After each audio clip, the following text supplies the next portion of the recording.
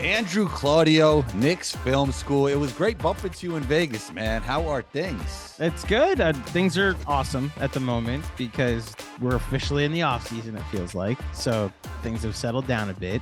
And yeah, Andrew, it was great to bump into you in Vegas as well. How have you been?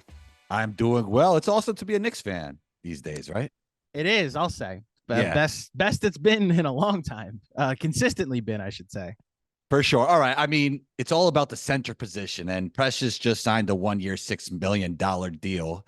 But before we get there, what is your thought on the Vucevic buzz to New York?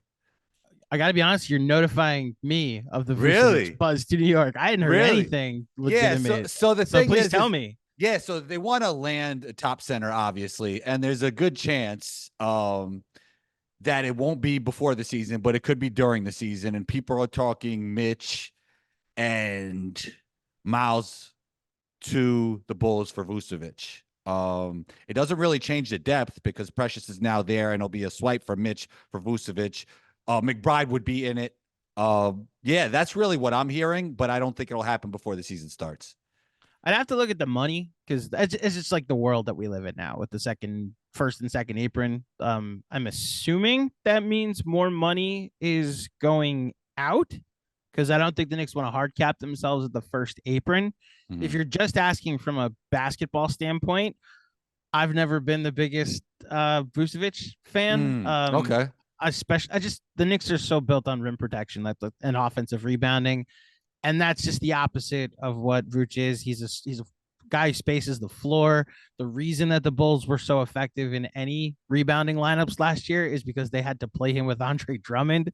So I would prefer, if you're going to go get a center that especially if it's one that's going to cost you deuce, I would prefer you go get someone with a little more upside. Maybe look, the Walker Kessler thing has always been the thing I go back to, that if Danny Ainge comes back to reality and is willing to make a fair trade for both sides, which I don't think he is, that Walker Kessler for deuce and whatever pick the Knicks are able to still give up is the deal I'd be willing to make, or would like the Knicks to make. Danny Ainge wants 29 first-round draft picks. That's the problem. And your firstborn, and the deed to your house, and your car, and any film rights that you have on your life. He wants 10%. So.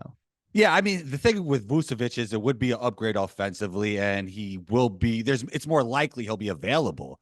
That's the other thing with Mitch. Like, that's only my only concern with Mitch. Like, if you want him to be your starting center, there's always like the concern: will he be there the whole season? Well, let me ask you, because I respect your basketball eye. How many more offensive upgrades do the Knicks need? That's fair. That's fair. But it's just look at the Celtics, right? Like, everybody could make a three. Everybody could almost score at all three levels. It's like almost a new era in basketball where you just need all the offense you could get. I think the Knicks are, look, we've heard this said a lot. I think the Knicks are built in a factory to give the Celtics hell. Yeah. Oh, yeah. Yeah, I agree with that. I think their most optimal lineup, if they ever wanted to go to this, and I think Tibbs would, is with Randle at the 4 and OG at the 5, with Randle playing like as a hub like Hartenstein on the offensive side. So that gives you your stretch 5 if you'd like to. Is OG Anunoby's your 5, and then you put DiVincenzo and him or McBride, and then Mikal Bridges, and then Brunson. Like, there are ways to get around it where Randle, despite not being like the greatest 3-point shooter, still attracts the gravity and creates catch and shoot opportunities for just about everybody. So that's, look, I agree with you. It's an offensive upgrade. I think the defensive downgrade that it would be is just too detrimental for my liking. And that's just my personal taste with Vuce. I've never been a fan. So with Julius, you mentioned Julius. How do you feel about his fit with the Nova Knicks? I mean, I want to see it. I'll tell you that much. I'm optimistic about it. It's funny. We spent most of last season, anybody that was defending Julius Randle, because there's just a mistrust that exists between him and the fan base because of his performance in the postseason.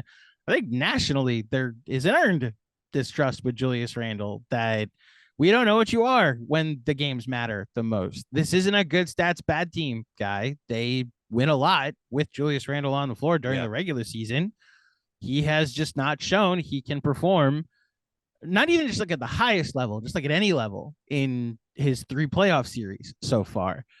I look at context and I have my excuses ready. That first one, they the Hawks just geared up to stop one person, and they knew that the house of cards would fall, and it did. The second and third one, he hurt his ankle 3 weeks earlier, and then in Game 5 of that Cavs series, he hurt it again, and it was just never 100% for any of that playoffs. So I go into this new version with an open mind, understanding this is the most spacing he's ever played with the Knicks. It's the best collection of talent he's ever played with the Knicks. And there's a world where if he attracts a double team, he's got pick a 40% shooter on the wing for him to go to. If you're playing a one-on-one, this is a guy that loves to get downhill and play bully ball. So I think there's a chance he could average his career high in assists this year, and they could be really good. Unfortunately, the way the Knicks are constructed now, by making the all-in move, there is a playoff question that he is going to have to answer. And I'm not shying away from it. I'm open to the fact that he could answer it in the affirmative, which I don't think every Knicks fan agrees with me there.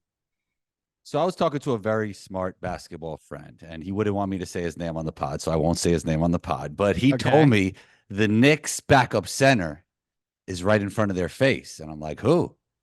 He's like, Julius Randle. Mm-hmm. I'm like, I never thought of that, but that is kind of genius. Like, yep. I'm like, why couldn't I have thought of that? Like, I don't know. Like, it just makes so much sense in a lot of different ways. Your friend and I have had the same thought, because I was talking to our mutual friend CP. Yes. And I said this a few different times throughout the 3 weeks leading, when the Knicks were looking for a backup center. If you like Julius, I don't necessarily think is a rim protector or really a 5, but if you change the thinking, especially on the defensive end, that those lineups are Randle at the 5, and you switch them to their Anunoby at the 5 on defense, their Randle at the 5 on offense. I don't know many centers that can guard Julius, especially if 100%. He brings them away from the rim. And I watched OG Anunoby guard Joel Embiid effectively in the playoffs, specifically at the end of Game 4 against the Sixers. And I mean, people go watch the last 7 possessions of that game, and Embiid did not know what to do when either Precious or Anunoby were guarding him. So I think that is a smart thought that your friend had. And I compared it to the understanding that the Knicks don't have Steph Curry, but we all remember the death lineup that the Warriors had before Kevin Durant, right? And it was kind of discovered by accident. It's because David Lee got hurt that Steve Kerr was like, well, what if I just put Iguodala out there at the floor? It was crazy because David Lee was one of their best players, right? And then it just something even better happened. It was amazing. It was like, okay, so I'm going to put Harrison Barnes at the 3, Iggy at the 4, Draymond at the 5. Mm-hmm. And it's not even like, I think, I don't know how you feel, but I thought like he played it all the time. Like it was one of those things that he played for the majority I see what of you're games. Saying. Yeah. That first year, he only played it 347 possessions. And then he only pivoted to it as a starting 5 when they went down 2-1 in the finals. And he just like got rid of Andrew Bogut forever, like just banished him to the end of the bench. Then the following season, he used it a ton, but newsflash, every lineup the Warriors had in 2015-16 when they went 73-9 was gangbusters. And then I didn't even realize this until looking at some cleaning the glass data. It got outscored in the playoffs. It wasn't like an effective lineup, and it's because teams just decided to load up and try to beat you on the boards, and Harrison Barnes went cold. They then adjusted with maybe the greatest adjustment of all time, and it's add Kevin Durant, and it became the most unstoppable thing I've ever seen on a basketball court. I'm not saying the Knicks have that. What I'm saying is they have their own version of it. If Anunoby's your and with Anunoby, Randle as your 4-5 in some order, Mikal Bridges, DiVincenzo, and Jalen Brunson. Yeah, I mean, I think it's a genius idea to have Julius Randle off the bench, but I don't know how he would take that. Off the bench? Yeah. Oh, wow. That's what your friend was saying, that he should be coming off the bench to. Okay, we had a very different thought, me and your friend. Then Julius Randle's not coming off the bench, unfortunately. But how do you feel about that? They need a backup center. He doesn't really fit the identity in the playoffs with that starting five. He's an absolute bucket getter. They will not be able to get a better player in a trade, in a free agency, in any kind of way than Julius Randle as your sixth man. I don't think Julius Randle is coming off the bench. Okay, let's say if he any bought way, in. shape, or form. What if he bought in? This world where he. So is DiVincenzo your starter? I think so. Yeah. So Josh Hart. See, the issue is then Josh Hart, for me, is a Julius Randle replacement in the starting five. Well, just like as a backup, like right. You're putting in Josh Hart to be a guy that can get boards, to play off of Mikal and Anunoby and Brunson, and like the probably the most frustrating parts of Tibbs is when he just like sends spacing out the window and is like, well, look at all the rebounding I can get. It's like, yeah, but your first shot being efficient isn't a bad thing. And other than the playoffs, Josh Hart is just not like the most effective 3-point shooter. So I think he was making some crazy ones against Philly, man. He was knocking shots down. The guy did not hit 4 threes in a game once this season. He hit it in 4 different games against the Sixers. So he turned into Klay Thompson. And look, that was the game plan for Philly. They were like, we're just going to leave Josh Hart open. And by game 4, Nick Nurse was like, I guess we're done leaving Josh Hart open because all he's doing is hitting threes. I don't necessarily like. I do agree with you. In a perfect world, Julius Randle volunteering to or buying in to come off the bench is awesome. The problem is that you then put him in these lineups with Josh Hart that just don't have a ton of spacing. If he's on the court with Mitch and Josh Hart, then you're putting 3 non-shooters on the floor. Oh yeah, I think Mitch would be out at that point, right? Like he comes in. So that's Mitch. if you're hockey rotating it where one has to be on for the other. I'm saying stagger. Like if Julius is your starting 5, he comes out, and then when he comes back in, he plays with Anunoby as your center. Like that's more what I'm suggesting. It's like even if he plays with Precious, that's also not like a second unit that I want to put out there. Like with Josh Hart, Julius Randle, and Precious, they'll lead the league in offensive rebounding as a second unit, but there would be a lot of offensive rebound opportunities because they're missing. They're not the most efficient offense, you know. Right. You mentioned Precious, and we kind of led off with him, and I think it's a great deal for the Knicks, right? Like I didn't really like what he was doing with Toronto or even with Miami. I didn't think the decision making was great, but there was months with the Knicks where he was averaging 12 points. He was playing really smart, and to have him signed for $6 million, I mean, I think it's awesome for the Knicks, especially at a position that they really need. They needed a backup 5 that they could trust, and especially with Mitchell Robinson being your new starting 5. Right. This is no disrespect to Mitch. I think he is elite when what he's good at when he plays. He just hasn't proven he could stay on the court as much. So you needed someone that knows the team, knows the coach, knows the system. And Precious Achiuwa showed he could do that last year. Are there limitations to his game? Yes. I don't necessarily putting him next to a rim running center or really just like a dunker spot center leads to the best offense. Some of the worst moments the Knicks had last year was when he was playing the 4. And really once teams figured out, just ignore Precious Achiuwa. Right. It led to some really clunky offense. But from a rebounding perspective, he just took advantage of teams and like bully ball teams a lot during the regular season. And there were moments, like I mentioned the Philly game when he played next to Anunoby in crunch when Mitch Robinson missed game 4. And like he played down the stretch for Isaiah Hartenstein and earned those minutes. I thought it was the right call by Tom Thibodeau to go to Precious and Anunoby down the stretch. And I think he's exactly the center that as the available list of players list dwindled down. It was like, I just re-signed Precious and we'll readdress this if we need to later in the season. So you're okay with the center depth chart as of now? As of now, yes. Especially since I have illusions of grandeur of Tibbs playing Anunoby at the 5. Okay. CP actually said it best. I was listening to him talk about the Brunson extension.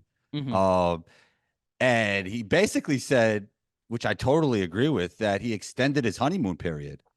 Like if he would have signed some huge deal, there would have been more pressure. But on the other side of things, like he did leave a lot of money on the table, right? Or didn't he? Is there some back end stuff going on? Like what are your thoughts on all of it? So look, the as far as the honeymoon period is concerned, uh, it's him, it's Aaron Judge, end of list for the most important and most beloved athletes in this city. And Aaron Judge is he was already beloved, and after this, it's going to be ridiculous. The level that he's now ascended to, like 100%. I'm talking about like the captain of the Yankees, and then there's this guard that was drafted in the second round, and what he's ascended to. He just his Q rating here in the Big Apple is ridiculous, the biggest that I can remember for a Knick. And like you see a Carmelo Anthony jersey over my shoulder, he's ascended Melo in levels that Melo never had a chance of approaching.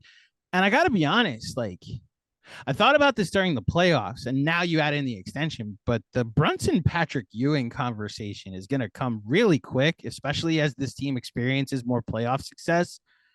And I don't know if a lot of us that experienced the 90s are ready to have it, because it might become undeniable and it might be in favor of Jalen Brunson. He got to win a championship, though, because he does. Patrick Ewing carried a franchise for years and years and years. So that's a tough one. That's a tough one. But if Brunson's the cog that turns around a franchise that is part of the most sustainable era of success that they've had since the 90s, and look, he wins a chip, then it's not even a conversation. But like Ewing didn't win one. And in the one finals he did play in, like he went head to head with Hakeem, who just proved to be a better player. Fine. Like if it ends up that neither of them win a finals and they both make the playoffs for like 7-8 straight years, and they make the finals each once, like it becomes a conversation is all I'm saying. And look, it's a lot of like, I'm a Mets fan, so I can't speak to this, but a lot of the Yankee fans that are also Knicks fans in my life have been able to speak to this. Like we have our Derek Jeter. We have our guy that, sacrifices for the team, does what's best for the team, and is all about winning. And I never got to root for a Derek Jeter. Again, I'm a Mets fan. And so it's really cool to see what his reputation and what he's really earned himself by both with his play and now with this gift that he's given the Knicks by giving them a lot more flexibility. As far as whether or not he gave up a ton, I think they're going to take care of him with his next contract. I'm also just not ignorant to the fact that his godfather is the president of basketball of operations of the Knicks, that his agent is the son of said president of basketball operations of the Knicks, that the Knicks went out and got all of his friends from college to play for the team. So there are perks that come with playing in that ecosystem that I'm sure he's going to take advantage of. Yeah, it's full Nova Knicks without Jay Wright, though. They don't have Jay Wright. Yeah. Tibbs signed the extension. What are your thoughts on next one? I actually like the way Jay Wright coaches better than Tibbs, but that's a whole other conversation for another day. Maybe it's not a whole other conversation for another day. Like he was playing 4-out offense before anybody else was. And I don't know, man. I just love the way Jay Wright coaches, but it doesn't look like that's going to happen anytime soon. Well, so depends who you talk to about Jay Wright. He sounds very retired. Like, yes, no interest in coaching at the next level. Totally happy with what we're doing right now, talking basketball. Right. So that's the thing that I like. Consultant, free ticket to every Nova Knicks game, fine. Look, Tom Thibodeau, the job that he's done with the Knicks is not equally as essential to the job Jalen Brunson's done in helping in the turnaround, but the turnaround doesn't start with Jalen Brunson. It starts with Tom Thibodeau as far as the Knicks return to competency. Yeah. And look, I've seen a lot of bad coaches in my time, and I know what it's like to watch a basketball team that doesn't care. And the one thing about Knicks teams under Tom Thibodeau, even with like clunky offensive things that I just quibbled with during our conversation, right?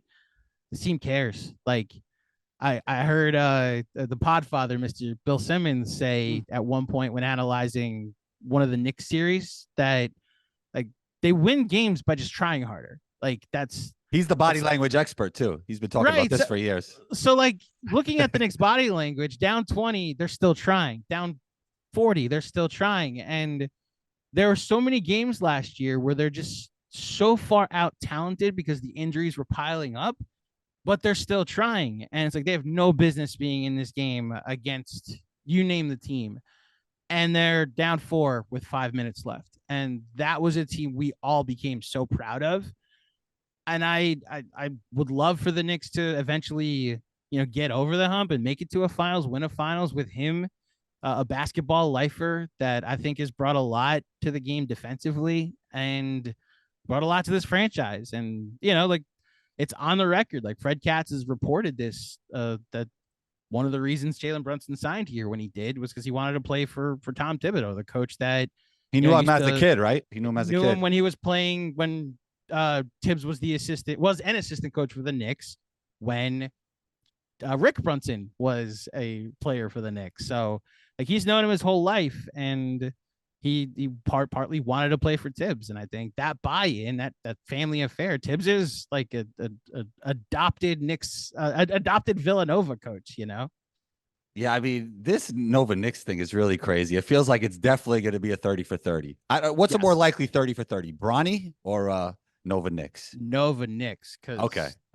This is no disrespect to Bronny. I hope he turns into a prospect. But it depends on if the Knicks win the championship this year, it'll definitely be the Nova Knicks. But what if the Lakers win a championship this year, which is probably unlikely, but if they win the title this year because of Bronny. No. That's the thing. No. I'm just saying, he plays a couple regular season games.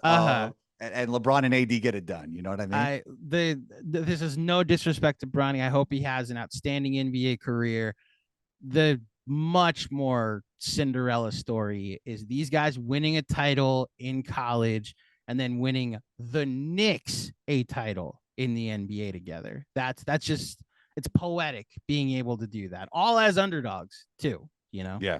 It's kind of a forgotten offseason move, but Campaign was signed by the Knicks. You got to see Tyler Kolek in Summer League. I thought he was great. Everything you mentioned about the body language of the Knicks, this guy, Tyler Kolek, embodies the toughness, the feel for the game. I think he fits like a Tibbs team perfectly. Do you feel like he's the backup for Jalen Brunson at this point, or would you go with Campaign? Like, how do you feel about the depth chart for the guard since we already went over the centers? If you believe the reporting, Campaign is a depth piece, like he's your 10th, 11th man.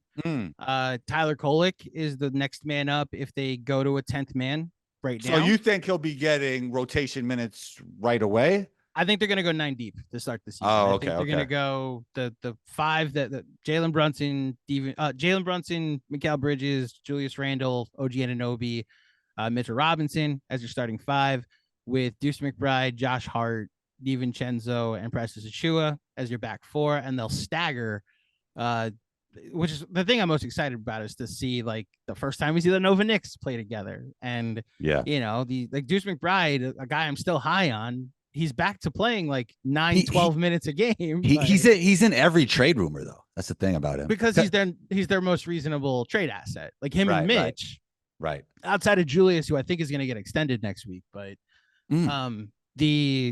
Deuce, his contract is to a place where it's just understood this is such an attractive asset, and they're already 9 deep.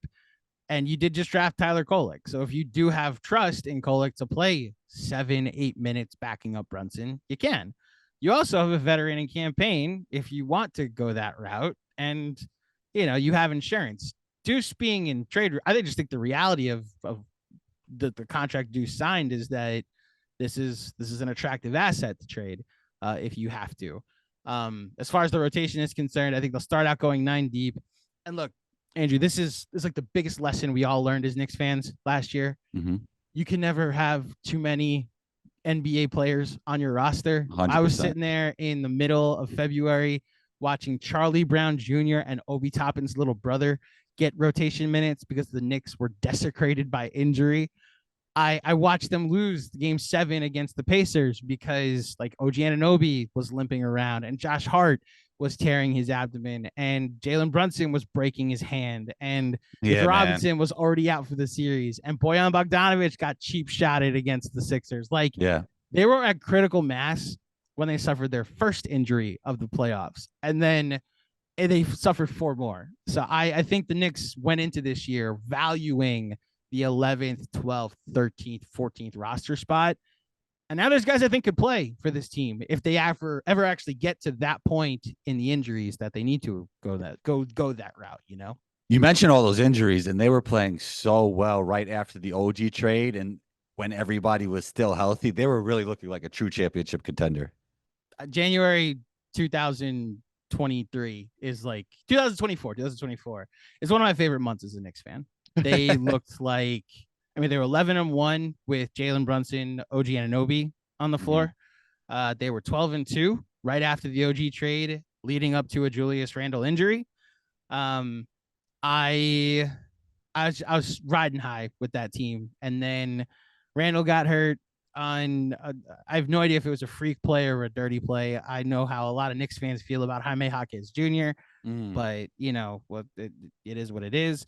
And then before the next game, OG Anunoby is just like listed as questionable because his elbow hurts, and then a week later we find out he had surgery. And it's like, oh, okay, so we're without both of them for the next couple months, and obviously we haven't seen Julius return to the floor yet. But January, I wanted to see what they look like against the Celtics, like that version of the Knicks. And it's not even that I'm arrogant New Yorker that's like we would have beaten them. I just wanted to see it. I just wanted to see what they look like against the Celtics, and unfortunately, we didn't get to see it. And I'm back there now. Like, I'm not saying the Knicks are better than the Celtics. We'll beat the Celtics. I want to see what it looks like. I want to see what this new version of the team that I believe in looks like against the world champs now. All right, two more things before we get out of here. It's been an interesting offseason for the Knicks. Very good in a lot of ways. How would you grade it? The only issue is iHeart had to go, which was very unfortunate, but everything else seems really good. I mean, I guess you could point to the OG being a little injury riddled and paying him all kinds of money, but I like the idea of that. Like, how would you grade this offseason? I don't look, there's nothing they could have done with Isaiah Hartenstein. They just, the moment OKC got involved, that's when I knew he was leaving. Well, on the initial signing, they could have done something different, right? They could, but how did we know that a career backup was going to be worth more than 2 years, $16 million? I don't know. Like, I'm not going to lie. When I seen him in summer league, I loved him with the Rockets. I thought that guy was so good. I thought he was going to be a great backup center that could potentially take over the starter he was role. so good. I didn't think he was going to make $30 million in 2 years, though. Like, that's the thing. The Knicks signed him to too good of a contract, and then he played too well, and then team with cap space that needed a center. Like, I talked to our friend Andrew Schlecht over at The Athletic that also does Thunder content. He doesn't think he's going to start. Like, they signed $30 million to a backup center. He's not 100% sure he's going to close. Why wouldn't it be him and Chet? So Chet's your starter, Jay Will's your 4, and then you have 3 spots. Which Jay Will? Guard J-Dub. Okay. So play this out for me. So you have 5 spots, and for the starting 5, right? Or even the closing 5 is a better conversation. So Chet, J-Dub, and SGA, no matter what. So you have 2 spots for Isaiah Hartenstein, Lou Dort, and Alex Caruso. Team that likes to play 5 out is going to play a true center out there with Chet at the 4, guarding 4s. I go Lou Dort off the bench. So he's not playing crunch time? Oh, I wouldn't necessarily. You got to go with matchups at that point. But so that's my point, though. So maybe Hartenstein does start. Okay. Like, maybe the politics is like, we brought you here to start. We didn't bring you here to close. But the talk out of OKC is we don't know that he wasn't guaranteed a starting spot. Is this Dagenhalt saying it, or is this like the fans of OKC? This is the conversation with people with press credentials. I mean, Schlecht is tapped in, so I know there's credence to what he's saying. So, yeah. I think the conversation around OKC was like, we similar to how the Knicks have all this flexibility because they got Brunson on a discount. The Thunder hit gold in the lottery, not in the lottery, just like drafting most of their rotation.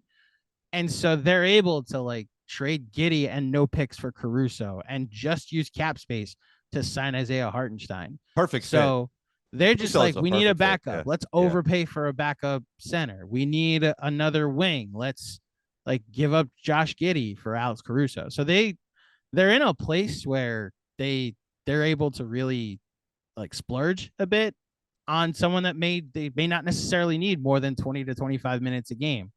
So Like the Hartenstein thing aside, I think you have to give the Knicks like a solid BB plus. Okay. Time will tell if the loss of iHeart is more significant than, I believe it is. But I'm really excited about this team. The wing defense that they're going to be able to put out there, the amount of just wings in general that they're going to be able to have out there next to Brunson, next to Randle is exciting to think about. And I'm really high on this team. And, there's a world where this becomes an A+ offseason if all things break right. Yeah. The Bridges OG tandem is going to be very fun defensively, right? That's going to be tough. That's going to be tough for other teams. All right. If you could change one NBA rule, and I know you've talked about this before. We did just talk about this. I do my research, Andrew. I do my research. What would you change? Oh, man. So my joke answer on the pod that you're referencing is that if at any point someone hits a half court shot, the game is tied. So if teams were down by 30, and all of a sudden teams are just chucking up half court shots, and you're just like you're having to guard it too. I'm half serious when I say that. Hold on. Okay, so I got this answer from a listener. Why not make the dunk worth 3 points, forcing teams to guard the paint? So if you wanted to make dunks worth 3, then rim protection becomes just as valuable as 3-point shooting. I like it, but there's going to be I like the idea of it, actually. It's not bad, but they're going to be arguing about what's a dunk and what's not all the time. That's going to be annoying. That is fair. You'd have to fully define it, but think about it the other way. There's much more emphasis on like ball protection and like possessions, and this way you're not allowing breakaways, because a breakaway is now 3 points. Like turnovers become even more detrimental. It's interesting. If you wanted to make a dunk 3 points, that's the one that, shout out to the Knicks Film School listeners that suggested that. Johnny Quest is his name. That was the one that got me thinking, is that his alias? That's a great name. Sounds like a superhero or something. You know what? I'll say it's his alias, because if it's his real name, then I just doxed him. But Johnny Quest, you commented and you left a really great suggestion on our YouTube channel, so I appreciate that. What I do want to see, no matter what the rule changes could be, I'd like to see some different rules in like the in-season tournament. Like they had the different courts. I want to see the 4-point line. Hey, Jeremy Cohen would appreciate you. Okay. Yeah. So it's similar to that. It's not similar to the half court thing, because just to be down 25 and then it gets tied is crazy. Tell me if a team was down 10 with 2 minutes left, if they just didn't go into a half court offense, literally a half court offense, like they're just taking half court shots, that you're not watching every game to see if they tie the game. It'd be fun. Fun. It'd be ridiculous, but it's not really basketball at that point, but it'd still be fun. But it's fun. That's all I'm going for, is fun at this point, That's what it's all about. Andrew, great stuff. It was great bumping into you in Vegas. It's always great having you on the show. Where can we find you? Social media, everywhere else? You can find me on all my socials, Andrew J. Claudio _, and of course, anywhere you want to find Knicks Film School on all the social medias at Nick Film School, SKOOL. We're on YouTube. We're on your podcast feeds. We're on Patreon. We're on Substack. If you want to subscribe to the Knicks Film School newsletter, please do. And Andrew, as always, it's good to talk to you, man. And thank you so much for having me. Anytime. Talk soon.